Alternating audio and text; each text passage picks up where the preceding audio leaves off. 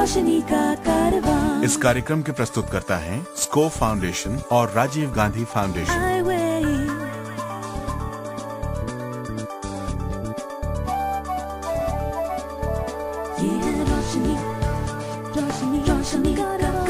रोशनी जो करती है अंधेरे को दूर, रोशनी जो लाती है दिल में नूर, रोशनी जो दिखाती है रास्ता।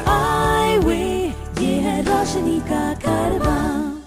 आईवे, ये है रोशनी का कारवां में तमाम सुनने वालों का स्वागत है।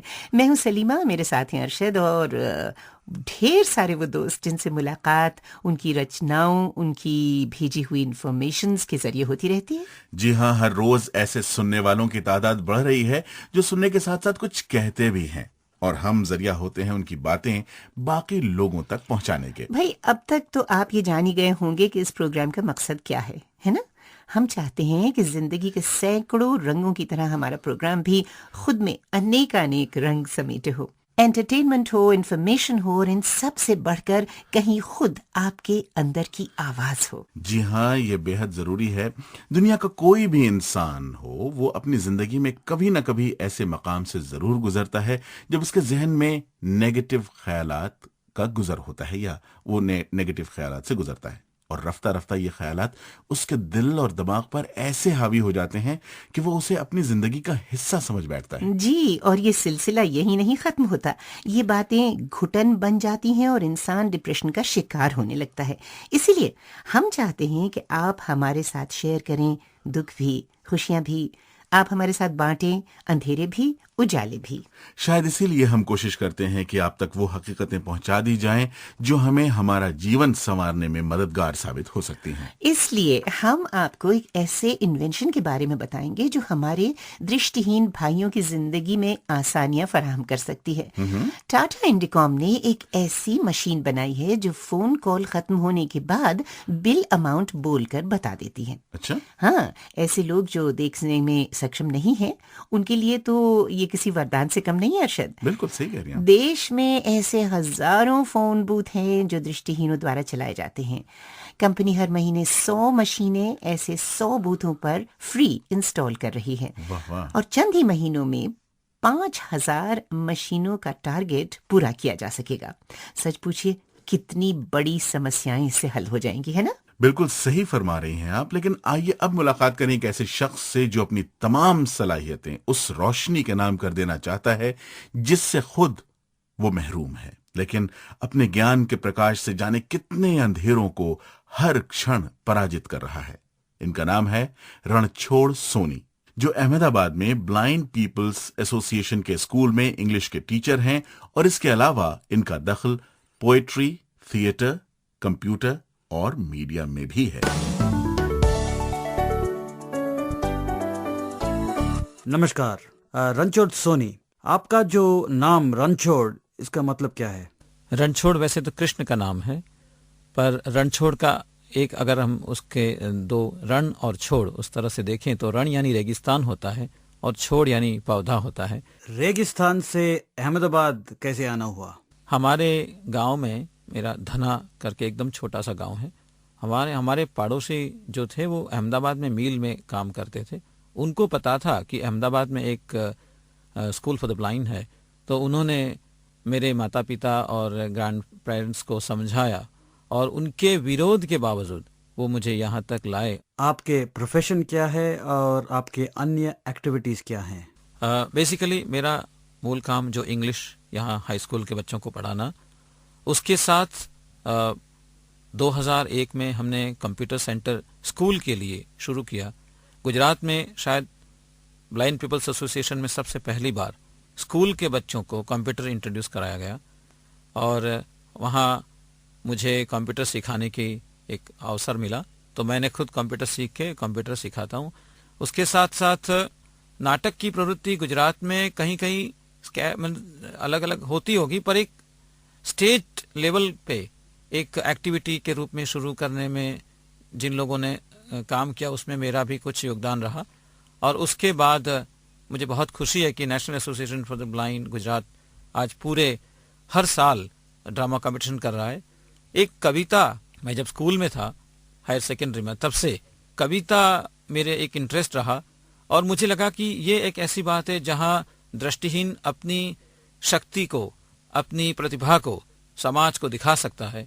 और इसलिए मैंने कविता को भी मेरा एक मिशन बनाया, और केवल कविता का बनाना मतलब कंपोज करना ही नहीं, पर उसके साथ साथ दूसरे दृष्टिहीन व्यक्ति भी कविता करें और एक स्टेट लेवल तक जैसे पोएट्स मीट्स अरेंज किए जाएं, उसके बारे में भी प्रयास किया। और मुझे खुशी है कि हर साल एनएबी गुजरात पोएट्स मीट भी रेगुलरली करते हैं for the visually impaired.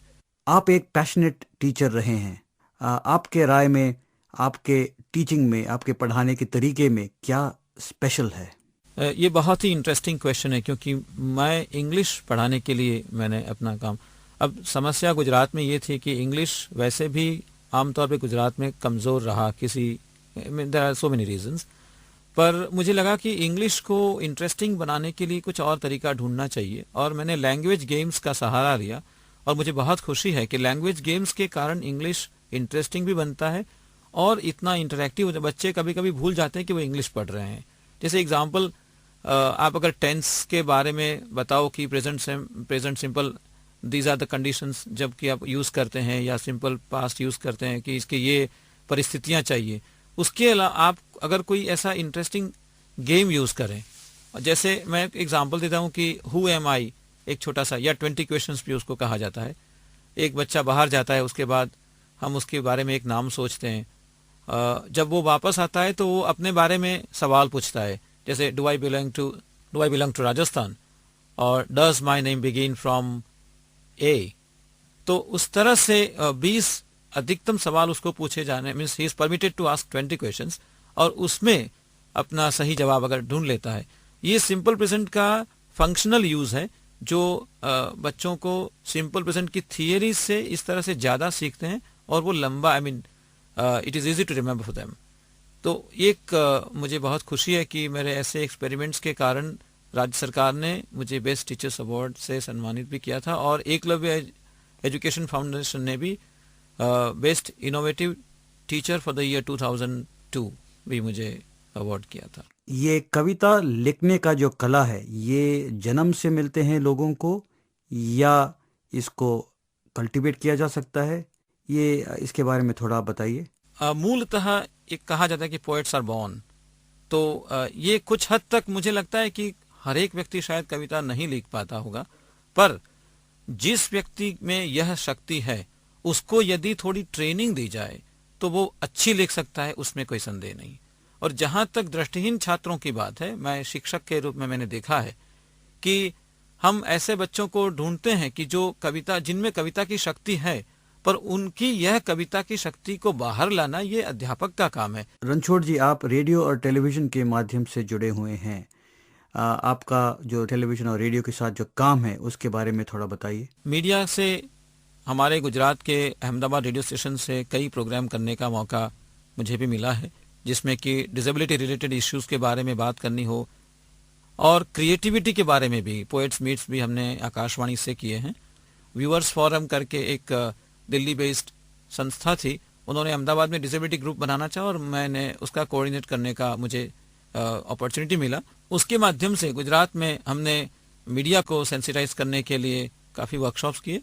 Disability group के माध्यम से एंड व्यूअर्स फोरम के माध्यम से हमने एक पूरा सर्वे किया और काफ़ी चैनल्स के अधिकारियों को यहाँ बुला के सेंसिटाइज किया कि देखिए आप जो कर रहे हैं उनसे बच्चों को बहुत नुकसान होता है, और ऐसे कई प्रयोग किया। और ये जो हमारा गुजरात का जो एक्सपेरिमेंट था, दिल्ली में एक फिल्म इंस्टीट्यूट के प्रोफेसर ने उसको देखा और उसको बहुत इंटरेस्टिंग लगा कि ब्लाइंड कोई व्यक्ति ये कोऑर्डिनेट भी करता है। उसने तब एक 2 मिनट का इंटरव्यू किया था और उसके बाद अभी एक डॉक्यूमेंट्री भी बनाई मेरे लाइफ के ऊपर, ऑन सीइंग फ्रीडम करके।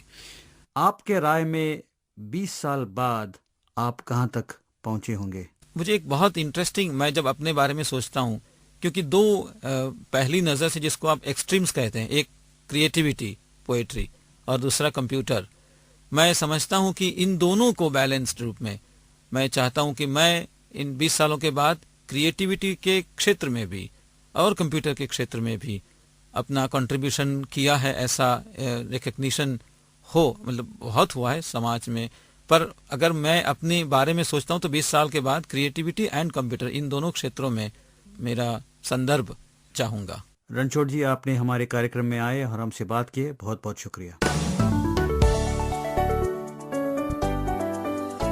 जी हाँ, रणछोड़ सोनी से बात कर रहे थे हमारे अपने जॉर्ज इब्राहिम। जीत का सबसे अच्छा तरीका है कि अपनी कमजोरियों को ही अपनी शक्ति बना लिया जाए। क्या बात कही आपने, है ना? और अगर नजर उठाकर देखें तो दुनिया ऐसे लोगों से भरी पड़ी है जिन्होंने अपनी शर्त पर जिंदगी जी है। टॉमस गोर का नाम सुना हो आपने शायद। ये दुनिया के पहले ब्लाइंड सेनेटर हैं जो एक प्रैक्टिसिंग लॉयर भी थे और जिनकी एक्टिव फैमिली लाइफ भी है। तो आइए सुने इनके बारे में जाने माने फिल्म अभिनेता ओमपुरी से। 10 दिसंबर 1870 को अमेरिका के मिसिसिपी में जन्मे थे थॉमस गोर।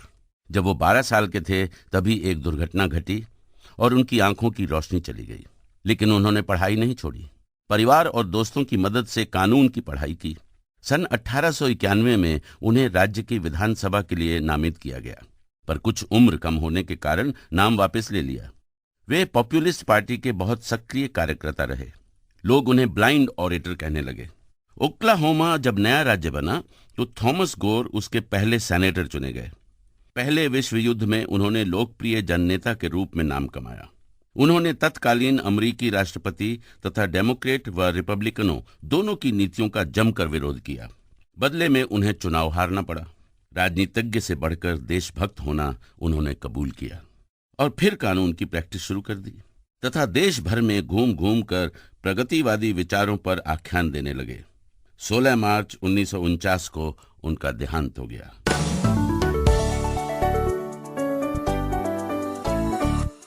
ये थे ओमपुरी जी जो टॉमस गोर के जीवन पर प्रकाश डाल रहे थे। सलीमा, आपको याद है कि पिछले महीने हमने लो टेक एड्स के बारे में बातचीत की थी? हाँ हाँ बिल्कुल। आज हम इसी सब्जेक्ट के कुछ और खास पहलुओं को रोशन करेंगे ताकि वो जो दृष्टिहीन हैं उनकी जिंदगी में आसानियां फराहम की जा सकें। वो कौन से लो-टेक डिवाइसेस हो सकते हैं कौल साहब जो एक दृष्टिहीन व्यक्ति के सामाजिक और व्यावसायिक जीवन में मददगार साबित हो सकते हैं? कुछ ऐसे उपकरण ज़रूर हो सकते हैं। पहले हम सोशल में बात करें तो आप चेस बोर्ड के बारे में जानते हैं, और अगर आप अपने साथ अड़ोस पड़ोस के लोगों को चेस बोर्ड पर ब्लाइंड आदमी खेलता है तो उसका सोशल सर्कल बढ़ता है। तो चेस बोर्ड एक ऐसा हो सकता है। दूसरा इसी तरह से प्लेइंग कार्ड्स हैं। अगर वो प्लेइंग कार्ड्स पे ताश पर ब्रेल में एम्बॉस करवा लेता है या कर लेता है तो वो उसका सोशल सर्कल जो है खेलने, अपने आसपास के लोगों के साथ, अपने मित्रों के साथ मिलने जुलने का और खेलने का एक इंडोर गेम के तौर पे एक अच्छा एक तरीका हो सकता है। और बाकी सोशल सर्कल में क्रिकेट है। क्रिकेट भी आजकल ब्लाइंड काफ़ी खेलते हैं। उसके लिए भी एक साउंड वाली बॉल मिलती हैं, उससे काफ़ी फ़ायदा हो सकता है। और मोबाइल फ़ोन है, आजकल आम है, हर एक आदमी के लिए है, और वो ब्लाइंड आदमी भी रख सकता है, उनको इस्तेमाल कर सकता है और लोगों के साथ संपर्क करने में उसे आसानी हो सकती है। और अगर उसमें मोबाइल स्पीक लगा दे तो वो मैसेजेस को भी आराम से सुन सकता है और उनका उत्तर भी दे सकता है। इसी तरह से देखिए, एक प्रॉब्लम आती है दृष्टिहीन को कपड़े मैच करने की। तो कलर टेस्टर आजकल मिल रहे हैं जो बोल कर बताते हैं कि किस कपड़े का कौन सा रंग है। टॉकिंग कैलकुलेटर भी प्रोफेशनली बहुत अच्छा एक डिवाइस है जो कि आपको ऑफिस में मदद करता है। अपने पास एक छोटा ब्रेल पॉकेट फ्रेम रख सकते हैं जिसमें आपको छोटी मोटी जो भी सूचना नोट करनी हो वो आप कर सकते हैं। इसके साथ साथ घड़ी का होना भी मेरे ख्याल से काफ़ी ज़रूरी रहता है, क्योंकि आना जाना, लोगों से संपर्क किस वक्त करना है, उसके लिए भी उसकी काफ़ी आवश्यकता रहती है। सिग्नेचर गाइड एक बहुत इम्पॉर्टेंट और बहुत सस्ती डिवाइस है, क्योंकि अक्सर हम देखते हैं दृष्टिहीनों को अंगूठा लगाते हुए, क्योंकि उनको सिग्नेचर नहीं सिखाया गया है। लेकिन सिग्नेचर गाइड की मदद से ये लोग बहुत आसानी से कर सकते हैं। और मेरे ख्याल से वो प्रिंट राइटिंग फ्रेम की बात हम पहले भी कर चुके हैं, वो भी आपके प्रोफेशनल काम में भी और सोशल में भी, दोनों में यूज़फुल साबित हो सकता है। अपने प्राइवेट लेटर्स लिखने हैं, कुछ करना है, अगर आपको पहले बाद में आई साइट गई है और आपको अल्फ़ाबेट आते हैं तो आप आराम से इसको कर सकते हैं। अच्छा, ऐसे कौन से डिवाइसेस हैं जो दृष्टिहीनों की मोबिलिटी यानी कि चलने फिरने में सहायक हो सकते हैं? मेरे ख्याल से सारी दुनिया में जो सबसे बढ़िया डिवाइस मानी गई है वो मोबिलिटी केन ही है, और उससे बढ़िया आज तक कोई चीज़ बनी नहीं है। बेशक हाईटेक डिवाइसेस बहुत जगहों पर बनी हैं, लेकिन वो ऐसी डिवाइसेस हैं जो एक आम आदमी पहले तो अफोर्ड नहीं कर सकता, और दूसरा अगर अफोर्ड भी कर सकता है, हमारे जैसे कंट्री में जहाँ पर इतनी भीड़ भाड़ है उसमें उनका विशेष उपयोग साबित नहीं होता। ऐसी सहायताएं लोग कहाँ से हासिल कर सकते हैं गौर साहब? डिवाइसेस देखिए, जो मैंने पहले शुरू में आपको बताया वो तो बिल्कुल मार्केट में आप जहाँ पर भी वैसे उपकरण, घरेलू काम के लिए उपकरण मिलते हैं, वहाँ से आप अपने ज़रूरत के उपकरण छांट सकते हैं इन आवश्यकताओं को पूरा करने वाले, क्योंकि वो स्पेशलाइज्ड इक्विपमेंट तो है नहीं, वो तो आम आदमी भी यूज़ करता है, आप भी यूज़ करिए, सिर्फ आइडेंटिफिकेशन की ज़रूरत है। लेकिन कुछ डिवाइसेस जिनके बारे में अभी तक हमने बात नहीं की, जैसे ब्रेल स्लेट है या अर्थमेटिक स्लेट है जिसको हम टेलर फ्रेम कहते हैं, अबेकस है जो एजुकेशनल इक्विपमेंट है, परकिंस ब्रेलर है या स्टाइलस है, सिग्नेचर गाइड है, पॉकेट ब्रेल फ्रेम्स हैं, प्रिंट राइटिंग फ्रेम्स हैं। ये तो स्पेशलाइज्ड डिवाइसेस हैं, ये कुछ ऑर्गेनाइजेशंस बनाती हैं। एक वर्थ ट्रस्ट है, वर्थ ट्रस्ट से ये साउथ इंडिया में है। एक एडवांस इंजीनियरिंग वर्क्स है देहरादून में, वो भी काफ़ी सारी एड्स अप्लायंसेस बनाते हैं। All India confederation of the blind कुछ aids and appliances different supplier से खरीद के लोगों को सस्ते दाम पे बेचता है। National institute for visually handicapped Dehradun में है, और ब्लाइंड पीपल्स एसोसिएशन अहमदाबाद में है, वो भी कुछ एड्स एंड अप्लायंसेस बनाते हैं। अगर कुछ लोगों तक ये सुविधाएं नहीं मुहैया हो पाती तो क्या वो खुद ऐसे डिवाइसेस तैयार कर सकते हैं? मतलब कुछ उदाहरण देंगे आप? जैसे हमने प्लेइंग कार्ड्स की बात की, ताश आप बाज़ार से ख़रीद लीजिए, उसको ब्रेल में आप एम्बॉस कर लीजिए हर पत्ते पर, तो आपका काम बन जाता है। आप प्रिंट राइटिंग फ्रेम की जिसकी बात मैं कर रहा था, तो देखिए ये जो बाद में दृष्टिहीन होता है उसको लिखना आता है, लेकिन उसकी समस्या होती है कि लाइन दूसरी कहाँ से शुरू करे। तो अगर आप एक जो कपड़े के थान होते हैं उसके बीच में गत्ता होता है, उसी को ले लें, उसके दोनों तरफ आप सुराख करें बराबरी पर, और उसके बीच में एक धागा डाल लें जो ऊपर से नीचे तक जाए, और उस धागे और गत्ते के बीच में कागज़ को आप डाल लें और आपकी लाइनें बन गई, आप आराम से लिख सकते हैं। एक स्केल है किसी चीज़ को भी मापने के लिए, तो आप उसको भी अपने हिसाब से ज़रूर बना सकते हैं। स्केल को आप ब्रेल डॉट्स का टक लगा के करवा सकते हैं, एल्युमिनियम के भी कुछ जोड़ सकते हैं उसमें, या फिर इंची टेप पे आप कट लगा के हर सेंटीमीटर पर करके कर सकते हैं, और 5 पर कुछ ज़्यादा कर सकते हैं, 2 कट कर सकते हैं, जिससे कि आपको अंदाज़ा रहे। इसी तरह से एक वेइंग मशीन है जिससे आम तौर पर लोग तोलते हैं, जो सुई वाली मशीन होती है, उसमें आप शीशा उठा दीजिए, डायल रह जाएगा, और डायल पर आप ब्रेल के डॉट्स लगा दीजिए, ब्रेल में पढ़ के तोल सकते हैं।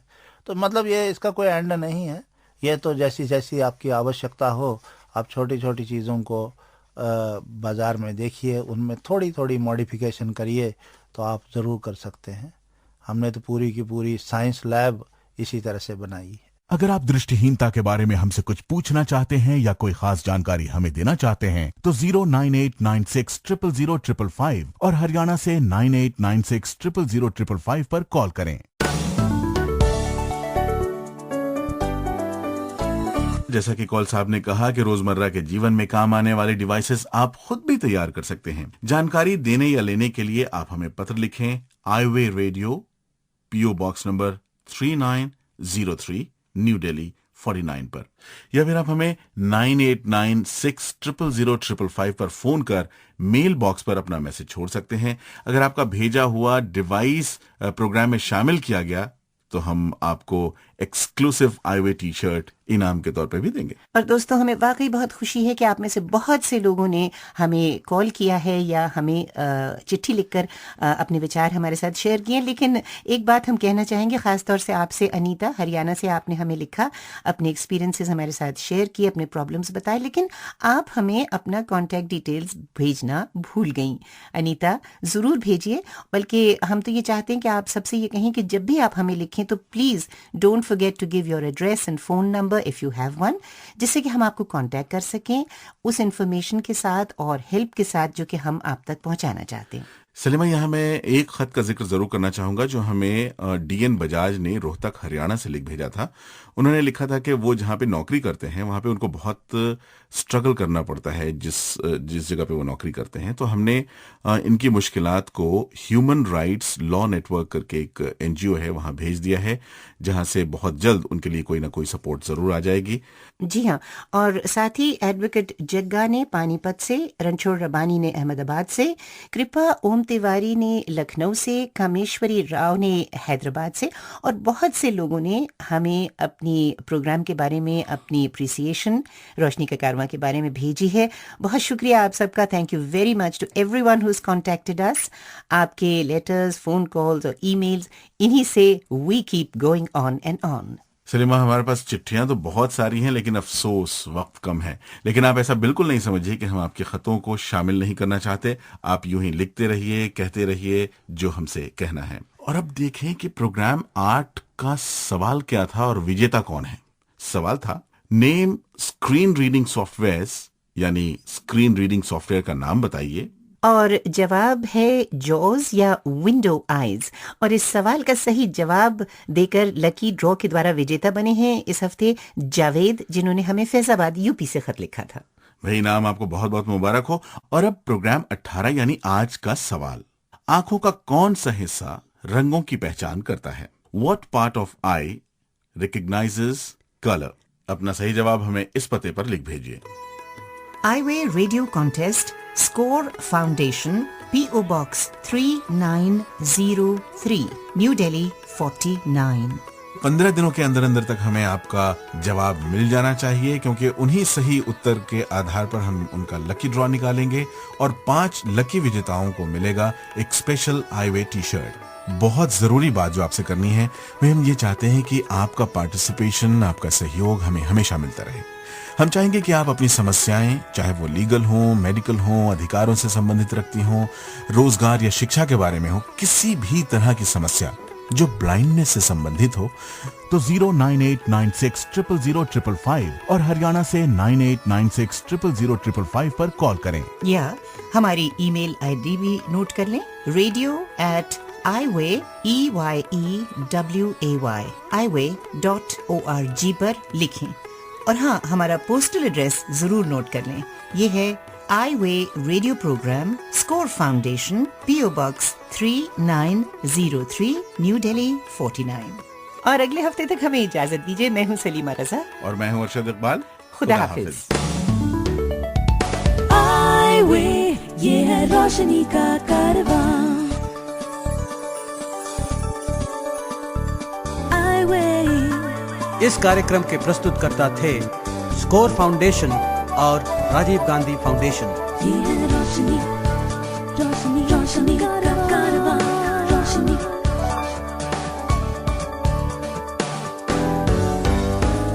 आई-वे, ये है रोशनी का